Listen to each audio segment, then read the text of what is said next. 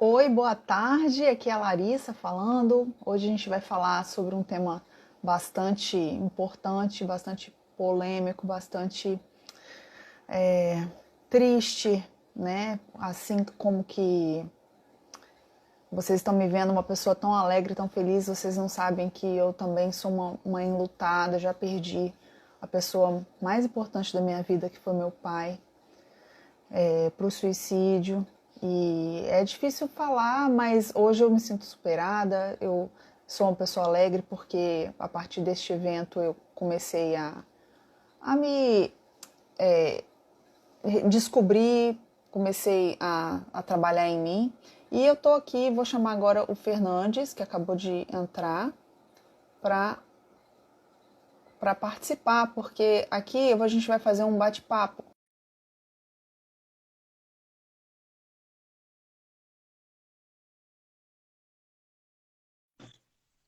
E vai estar aqui. Ei, boa tarde, bom te ver. Tudo bem? Tudo bem? Você tá me vendo bem aí? Estou te vendo. A minha imagem está travada para mim. Está travada para você? Tá travado assim, mas eu tô te ouvindo. Ei, Não, não, mas eu estou vendo e ouvindo bem. é, a Selma, será que a Selma tá vendo direitinho? Se o Fernando e a Selma que entraram agora puderem comunicar aí com a gente de como tá, como tá a imagem. Mas eu tô te ouvindo bem. Realmente está travado. De repente é o Wi-Fi aí seu, não? O Eu estou meu, usando dados, não estou com Wi-Fi. eu tô com o meu 4G também aqui, 5G. Para mim ele é Mas melhor do que o Wi-Fi. você prefere que a gente entre outra vez?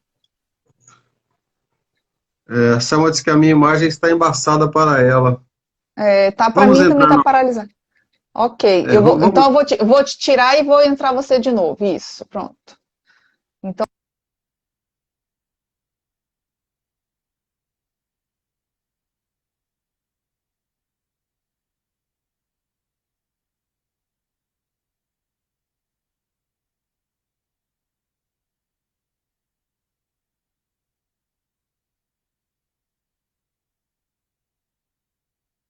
os que mais cometem suicídio, agora entrou, hein? Agora tá tudo certo. Você está me Deu vendo? certo. Agora eu não me vejo. Sim. Ah, você não Eu se não vê? consigo ver, não vejo a minha imagem, mas está tudo bem. Se vocês estão vendo e estão ouvindo, está ótimo.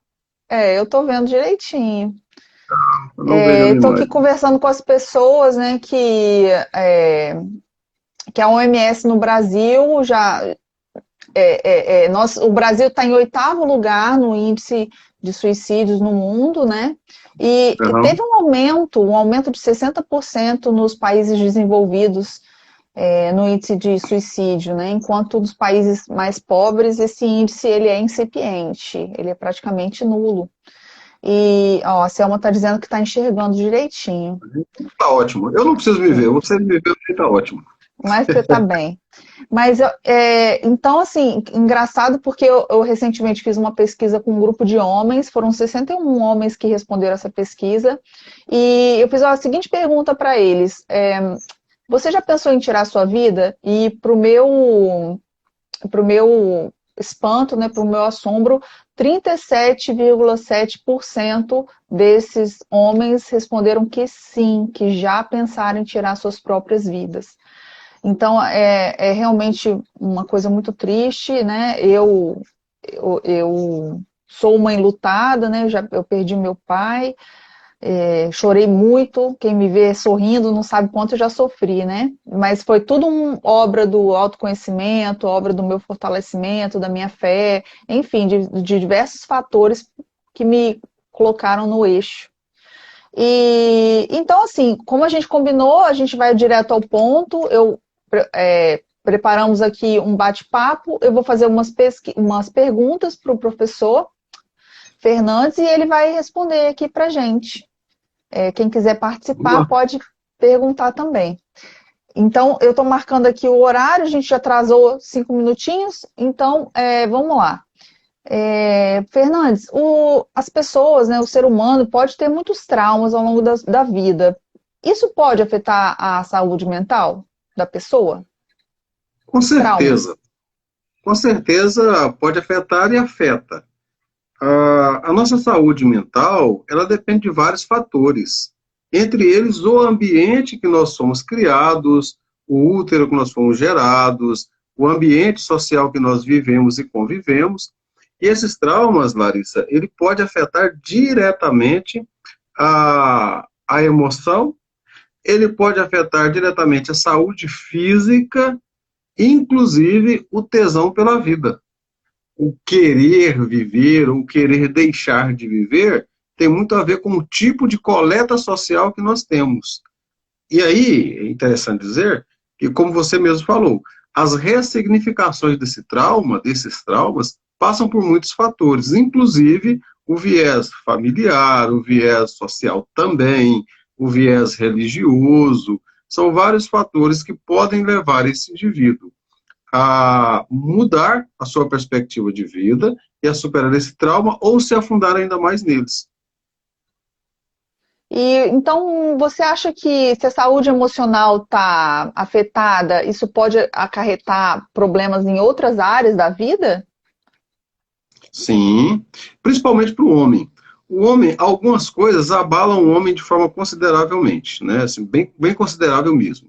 Uma delas é o aspecto financeiro. Talvez um dos fatores que mais afete o homem é um dos fatores financeiros. É óbvio que tem a questão familiar, que tem a questão do amor, o amor não correspondido, os amores platônicos, tem as questões das patologias, tanto físicas como mentais, mas quando você fala em dinheiro, a perspectiva do amanhã, quando nós perdemos a perspectiva de o que eu vou fazer amanhã, ou o que eu irei comer amanhã, o que eu poderei colocar na mesa amanhã para que os meus filhos comam. Então, esses são fatores que afetam diretamente a vida e a saúde mental e emocional, principalmente emocional do homem, né? A falta de ter o que dar para um filho que pede comida, a falta do sustento, do alimento para um filho que chora, isso abala consideravelmente a emoção de um homem. As dívidas, né, o que farei para pagar as minhas dívidas, eu sempre digo, viu, Larissa? Problema de dinheiro se resolve com dinheiro. Se eu tenho dinheiro, eu resolvo agora. Se eu não tenho dinheiro, quando eu tiver dinheiro, eu vou resolver o problema, porque o problema de dinheiro só se resolve com dinheiro. Não se resolve com a vida, não se resolve arrumando uma dívida ainda maior, não é? E algumas pessoas vão na honestidade, na boa-fé, tentando não ser um devedor e se afunda cada vez mais nessas dívidas. E alguns chegam no ponto de tirar a própria vida em função disso, uma consequência disso, né? Sim, é verdade. Isso aí. E assim, os homens, eles realmente eles são muito resistentes, né, de demonstrar afeto, carinho, né? Você acha que os homens, eles podem suportar com mais facilidade os traumas sem surtar, sem cometer loucuras? Eu acredito que os homens demonstram menos, mas sofrem de igual proporção, né? As mulheres, elas são mais sensitivas, elas são mais emotivas, né? Pelo fator mãe, por diversos outros fatores. E a mulher, ela tem a capacidade de sentir mais, de demonstrar mais até, e aí vem aquela história do sexo frágil, né? A mulher de sexo frágil não tem absolutamente nada, muito pelo contrário, acho que a mulher é fortíssima, não é? Ser mulher, e eu posso tomar você como exemplo, uma mulher de garra, uma mulher de fibra, que sustenta o seu filho, que trabalha, que luta, não é? E tantas outras mulheres que têm a mesma fibra, a mesma garra, que então mostra que isso não é frágil. A fragilidade não está no demonstrar o sentimento. Até acredito eu que a fragilidade está exatamente no não querer demonstrar. Porque quem não coloca para fora, coloca para dentro. E vai colocando para dentro, e vai colocando, chega na hora que se explode. Então, os homens, eles têm mais resistência para procurar análise, né? O número de mulheres que procuram análise é infinitamente superior que o número de homens. Os homens têm mais dificuldade de chorar, porque tem medo de ser rotulado de fraco. O homem tem medo, muitas vezes, eu não consigo, eu não sei, e é tirado por arrogante, é rotulado como arrogante, muitas vezes, sem ser. Mas, na verdade, não é arrogância, é exatamente uma fragilidade. E nós, homens, às vezes, temos muito medo de demonstrar fragilidades. Quer ver um exemplo simples? Pegue um casal e coloque na ponta de um lápis aí, papel e caneta, se quiser assim, e veja, ao longo de uma vida de 30 anos de casados, quantas vezes a mulher foi ao médico e quantas vezes o homem foi ao médico? Entende? Então, quer dizer, o homem, até para procurar ajuda médica, ele é mais resistente. Talvez por medo de descobrir que está doente, talvez por medo de demonstrar as suas fragilidades. É isso aí, verdade, verdade. Nós mulheres somos muito mais sensíveis, né, em muitos aspectos. Mas as mulheres tentam mais vezes o suicídio do que os homens. E acaba que o índice é muito menor entre elas. Então, o índice de letalidade é maior? Como é que é esse negócio do índice de letalidade? Essa estatística não é tão simples assim. Na verdade, assim, acredita-se que as mulheres tentam muito mais suicídio do que o homem. O homem, quando ele tenta, ele é mais assertivo, porque ele é mais letal, né? Então, os métodos usados pelo homem é mais letal. Às vezes um tiro, dá um tiro na cabeça, vai lá na ponte, se joga da ponte. Então, talvez o homem ele demore um pouquinho mais para conceber a ideia e quando concebe ele executa. As mulheres, elas tentam mais, mas são menos letais. A princípio, a estatística aponta para isso. Acredito eu que exatamente em função do fator anterior, da fragilidade, o homem não tenta mais por ter mais coragem. Quer dizer, o homem não é mais letal por ter mais coragem. É exatamente pela fragilidade. Entre encarar a sociedade para entender que eu estou quebrado financeiramente, que eu estou falido, que a minha mulher me traiu, que eu fui embora, então não tenho coragem para encarar essa sociedade, prefiro morrer. Entende que ao contrário de força, é exatamente um ponto sensível, mas que se tivesse tratado, se tivesse buscado terapia, talvez se tivesse externado esse sentimento, não teria chegado ao ápice do autossacrifício, de tirar a própria vida, da autoexterminação, como você pontuou muito bem esses dias, né? Eu acho que muitos deles preferem guardar para eles aquilo que eles estão passando e vivendo do que externar, né? E assim, eu vejo que nosso papel como terapeuta é exatamente oferecer esse auxílio para a pessoa, para um indivíduo qualquer, né? Um homem ou uma mulher, exatamente para quê? Para poder pegar nesse discurso que eles trazem e ressignificar, né? Através de alguma terapia. Enfim, o terapeuta ele tá para isso, né? O problema é quando a pessoa se fecha e acha que não tem solução. E sempre tem solução, né? Sempre tem solução para Perfeito, alguma coisa. É isso perfeito. A aí. sua fala é perfeita. Quando nós, psicanalistas, trabalhamos com alguém em consultório, nós não trabalhamos o sexo, nós trabalhamos o sentimento. Nós não trabalhamos o gênero e nem a forma de conduta social, a opção, se é que quer chamar isso de opção sexual, né? Eu acredito que não é uma opção, mas a sexualidade, o que nós trabalhamos no consultório é o sentimento. Se eu trabalho a terapia de casais com casal hétero, o casal hétero busca a análise porque está sofrendo. Mas o casal gay que busca a análise também busca porque está sofrendo. Então perceba que em ambos os casos, nós trabalhamos o sofrimento e não o gênero, não é? E os problemas, independentemente de quais sejam, na terapia nós podemos auxiliar, nós podemos pensar juntos, porque a dor compartilhada é a dor dividida. Quando algo dói muito em mim, e eu compartilho com alguém de minha confiança, nesse caso o analista, perceba que a dor era só minha, agora não é mais só minha, eu dividi a minha dor. Dor compartilhada é igual a dor dividida. Ó, entrou aí o José Adelino, né? Meu amigo José Adelino, sem ser Adelino, muito bem-vindo. Isso aí. Então, o sofrimento, ele não é. O sofrimento, na verdade, ele é da humanidade. Ele não é de algumas pessoas. Isso não é privilégio nem né, miséria de alguns, né? Sofrimento é de todos.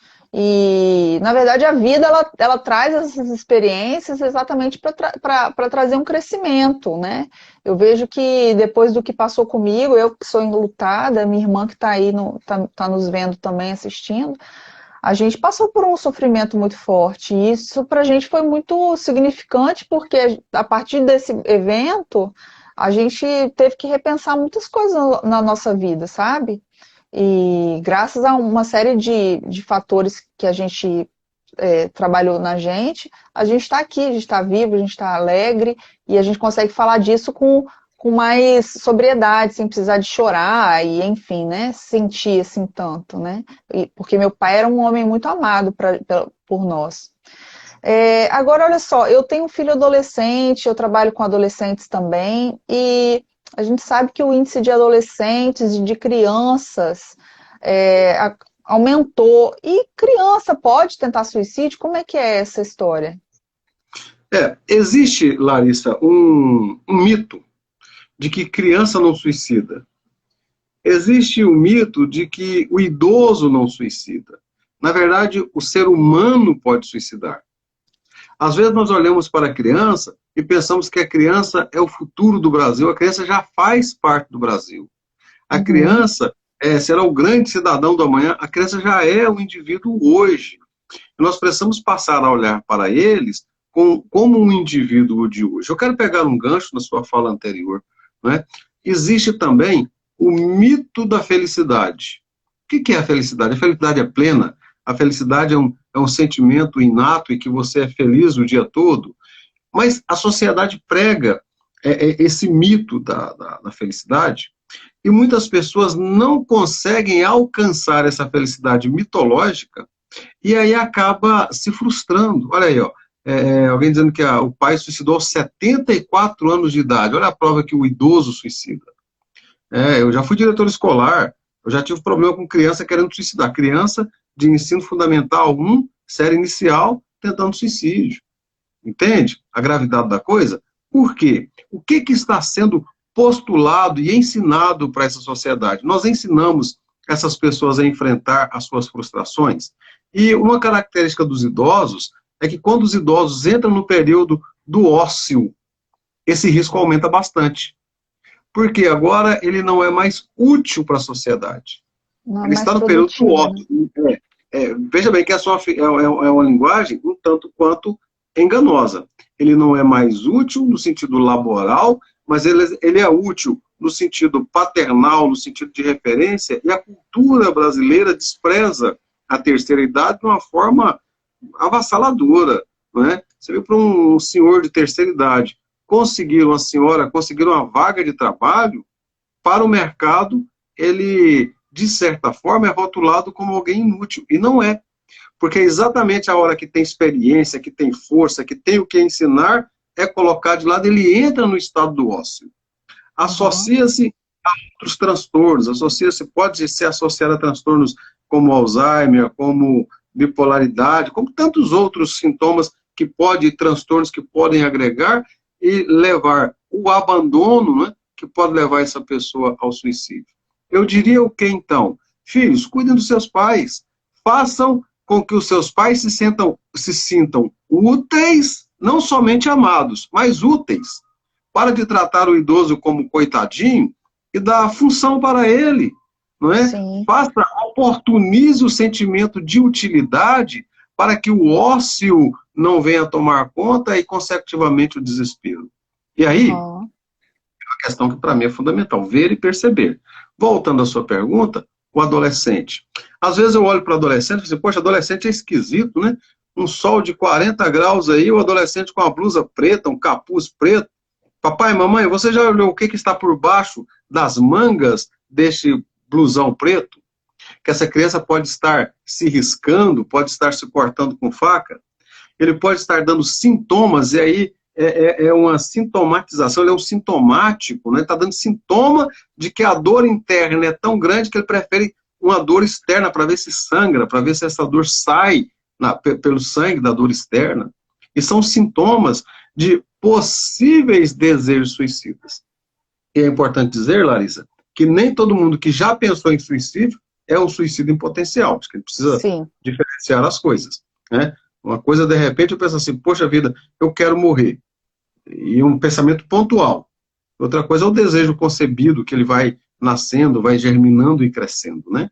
É, isso aí. Eu também concordo com isso. E é um assunto muito delicado, né? E assim, eu não gosto muito de ficar divulgando, como eu conversei com você, eu não apoio, né, os meses coloridos, mas depois que eu aprendi que a gente não deve ficar botando fogo, lenha na fogueira, né? Para poder não incentivar isso aí. Mas da mesma forma a gente precisa conversar sobre certas coisas, né? Uma delas é a educação dessa criança, a educação emocional dessa criança e a reeducação dos pais para essa criança, por exemplo. E no caso Perfeito. também dessa nossa sociedade que ainda acha que as pessoas são descartáveis e que chegam no final da vida e não precisam mais e vamos depositá-las num asilo, por exemplo, ou vamos esquecê-la, né? Já deu o que tinha que dar, já tem que morrer logo, né? Ai, meu Deus, né? Que Deus leve. Esse tipo de pensamento, né? Que no Japão eles valorizam tanto, né? A gente não tem a nossa cultura aqui, a gente não tem realmente. No É, Oriente, e o idoso é admirado e respeitado, né? No Oriente, quase de forma geral. A Selma está colocando aqui um fato interessante. Selma tem mais de 30 anos de educação. Ela está dizendo que já teve em sala de aula vários alunos que diziam, que relatavam que não queriam mais viver, que queriam morrer, que preferem a morte do que a vida. Olha que coisa triste, né?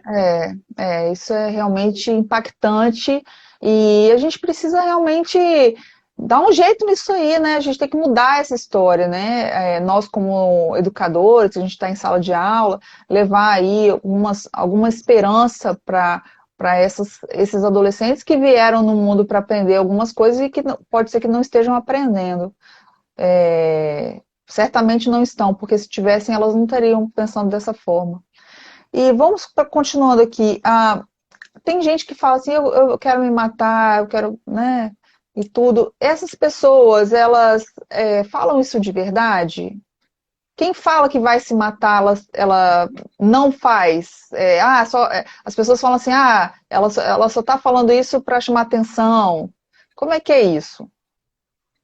Essa pergunta é excelente. Essa pergunta ela é crucial. Primeiro, ela está fazendo isso para chamar a atenção? Está. Agora, não é porque ela está chamando a sua atenção que ela não vai tentar. Ela está chamando a atenção exatamente para um desejo latente. E quando eu olho para alguém que chama a minha atenção dessa forma e trato com desprezo, eu estou reforçando, fazendo um reforço negativo de que realmente ela não tem importância para mim e o que ela fala não tem importância. Recentemente, eu atendi uma senhora que ela tentou suicídio 2 vezes no mesmo dia. Você tem noção do que é isso? Tamanho dessa dor? Nossa. Uhum. Ela tentou, não foi concebido, não pensou, ela tentou 2 vezes no mesmo dia. E muitas pessoas, às vezes, tentam e os parentes não ficam nem sabendo. Não é?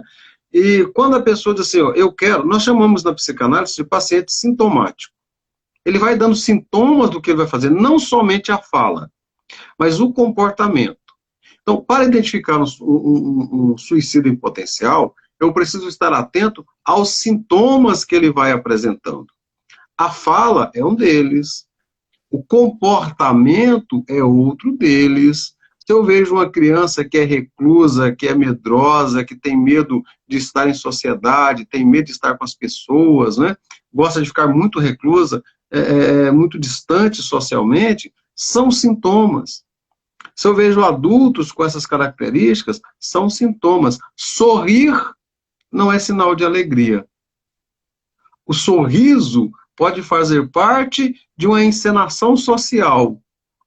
Nós Sim. assistimos os A filmes e as máscara, né? novelas. Nós assistimos filmes e novelas que as pessoas sorriem o tempo todo. Na verdade, eles estão fazendo a encenação de um papel.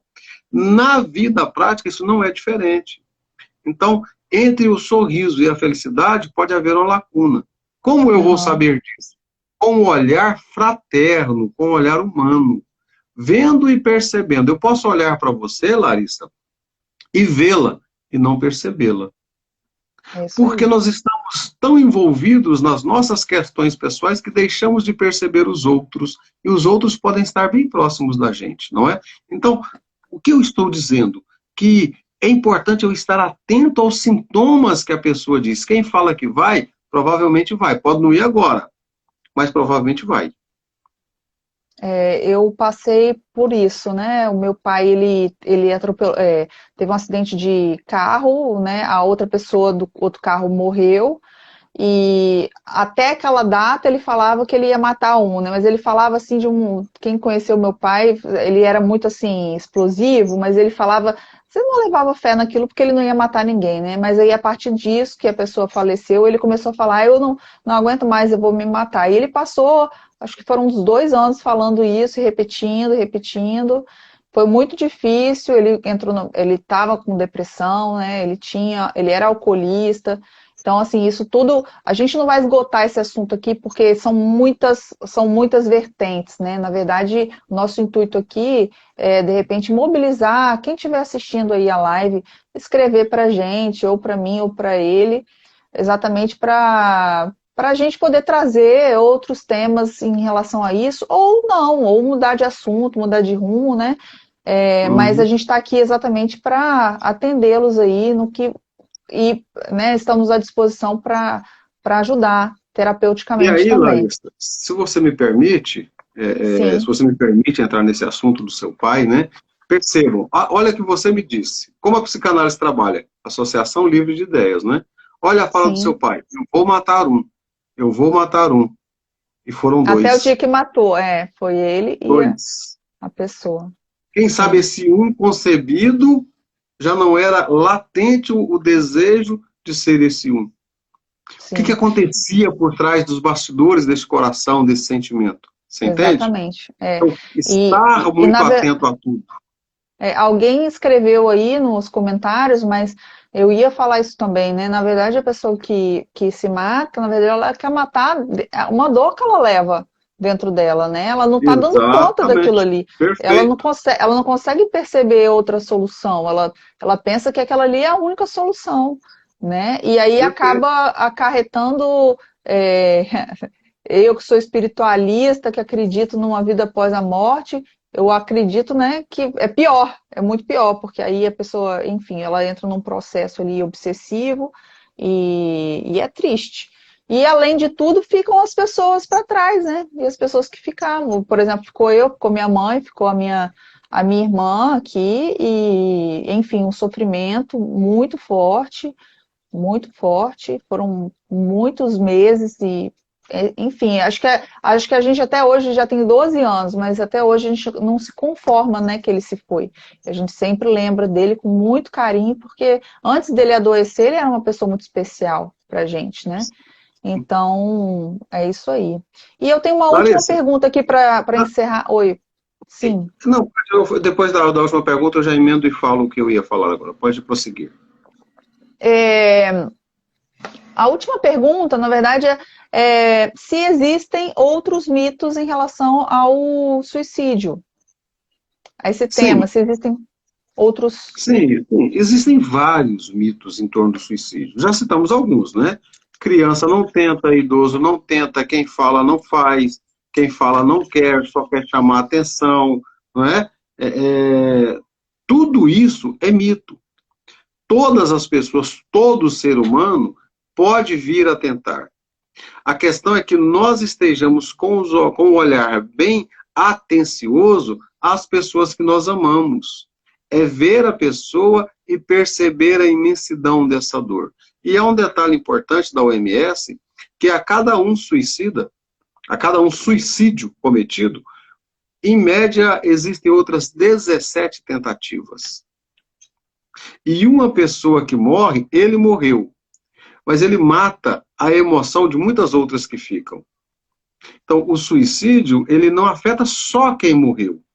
Ele afeta de forma significativa e de forma direta os entes queridos que ficaram. Exatamente. Você Que se entende? chama enlutados, né? Eu não sabia, eu aprendi ano passado esse termo, mas os enlutados são as pessoas que ficam, né? Depois que tudo Exatamente. acontece. E isso afeta diretamente, sabe? Então, assim, Larissa, acho que a gente deve ter, sobretudo, a empatia. Talvez, e agora na pandemia, nesse período de pandemia, os nossos sentimentos ficaram muito aflorados, né? Até acredito que pós-pandemia, pós esse momento, a gente ainda vai ter que aprender muitas coisas para ver, ser e conviver. Agora, em todos os exemplos que nós demos, em toda a situação que nós citamos, eu volto a dizer, o maior sentimento para salvar uma vida chama-se empatia. Perceba, esse cara que você chama de esquisitão, essa mulher que você chama de esquisitona, se não é esquizofrênico, se não está doente e ainda não sabe, se tem bipolaridade e não foi diagnosticado ainda, se tem borderline e não foi diagnosticado ainda. Então, ao invés de rotular, acolha, converse, instrua, busque a ajuda do profissional médico, não é? Ninguém é esquisito porque quer. A pessoa muito esquisita, ela explode muito fácil. É um sintoma que pode ser um bipolar, um borderline, não significa dizer que seja, mas que pode ser. A pessoa é Sim, muito retraída, né? Ela é muito tímida, então ela pode estar com seus problemas, as suas neuroses muito afetadas e precisa de ajuda. A forma de ajudar é ver, perceber e nunca julgar. Não julgue ninguém. isso. Eu não sei, eu sou muito sincero, eu não sei o que é ter um luto desta natureza, mas acredito que não é algo fácil. Não, não é não. Porque Acredito eu. a gente não consegue se conformar. É uma coisa inconformada, não é uma coisa natural que você espera, né? Perfeito. Assim, eu queria falar também, gostaria de falar para poder fechar aí, que em relação a não julgamento, né? E a gente conversou na outra live que a gente fez juntos sobre religião. Muitas religiões condenam, assim, né? Absurdamente, fala que aquela alma não vai para Deus, enfim. Isso também é uma coisa que precisa ser quebrada, sabe? Porque é muita falta de empatia com os seus parentes, com as pessoas que ficam, né? Esse tipo de comportamento, esse tipo de colocação, porque por mais que você tem o direito de acreditar no que você quiser, mas eu acho que ninguém tem o direito de ferir o outro usando a morte, né? Usando aquela dor para cutucar ainda mais naquela ferida ali, né? Acho que tudo é Perfeito. momento, as pessoas precisam ter essa empatia, exatamente como você falou, né? De empatia com quem fica. E, enfim, acho que o nosso tempo já se encerrou, mas a grande mensagem que fica aqui dessa live é que assim, a gente precisa apoiar as pessoas que estão com depressão, que têm esse pensamento, né, equivocado, é um pensamento equivocado, e ajudem essa pessoa. Hoje em dia, gente, não tá muito mais fácil procurar ajuda. Hoje em dia, você consegue muito mais terapeutas para auxílio, as pessoas estão um pouco mais preparadas para receber uma pessoa assim, e tem o CVV, né, exatamente para poder orientar e acolher essas pessoas. E é isso, assim. Você gostaria de falar mais alguma coisa, professor? Gostaria sim. Eu quero agradecer as pessoas que estão entrando aí, ó. A minha prima lá de Goiás, que é psicóloga, né, doutora Stephanie, entrou aí. Professora Rosana de Barros entrou aí aqui do judô. O pessoal do judô está sempre junto com a gente, né? Acho que a professora Creuza, a tia Creuza aí do Judopan entrou também. O professor Adelino já tinha citado. Minha esposa Selma está aí. E tem a É. outra pessoal conosco, né? Mas sim, sabe, Larissa, às vezes eu tento enquadrar Deus a partir da minha injustiça e da minha perversidade.